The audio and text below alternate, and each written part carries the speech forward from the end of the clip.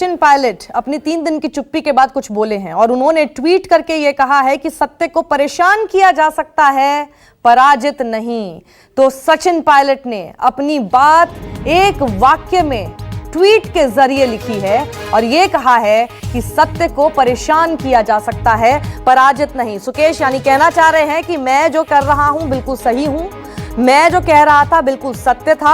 आप मुझे मेरे सत्य के नाम पर परेशान जरूर कर सकते हैं पर मुझे हरा नहीं सकते।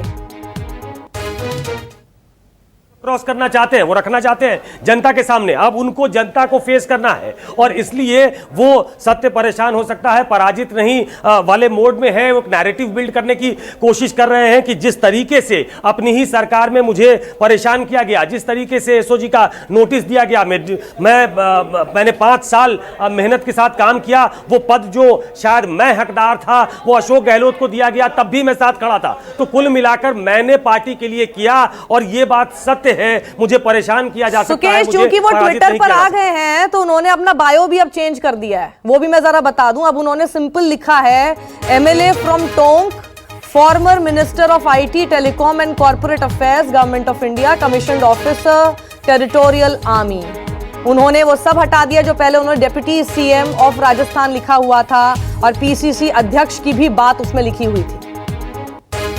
तय करना चाहते हैं साक्षी। देखिए, वो उनका अब आगे का रास्ता क्या होगा ये मन ही मन उन्होंने तय कर रखा है। उनके पास 3 रास्ते थे, मैं बार बार कह रहा हूं, और 3 रास्ते उनके जो साथ में विधायक थे उनके भविष्य को भी निर्धारित कर रहे थे। अगर वो कांग्रेस में रहेंगे तो कितने विधायक उनके साथ होंगे, अगर वो बीजेपी में जाते हैं तो कितने विधायक उनके साथ होंगे, अगर वो कोई नई पार्टी खड़ा करते हैं तो उनके साथ कितने विधायक होंगे। तो अब उनके पास मुझे लगता है कि कांग्रेस में रहने का तो अब मतलब नहीं है। कांग्रेस ने जिस तरीके से उनको मंत्रिमंडल से हटाया है, उनको पोजीशन से हटाया है, कांग्रेस में बने रहने का सवाल नहीं है। तो अब उनके पास 2 रास्ते हैं। तो आगे के बायोडाटा में अगर वो कुछ रास्ता तय करते हैं तो वो जुड़ेगा, लेकिन अभी के लिए फिलहाल उनका बायोडाटा यही है कि वो केंद्र सरकार में पहले मंत्री हुआ करते थे, उप मुख्यमंत्री थे, वो पीसीसी प्रेसिडेंट थे राजस्थान के, और इसी आधार पर कांग्रेस कह रही है कि बहुत कम उम्र में, 26 साल उम्र थी जब हमने उनको सांसद बनाया था, और पिछले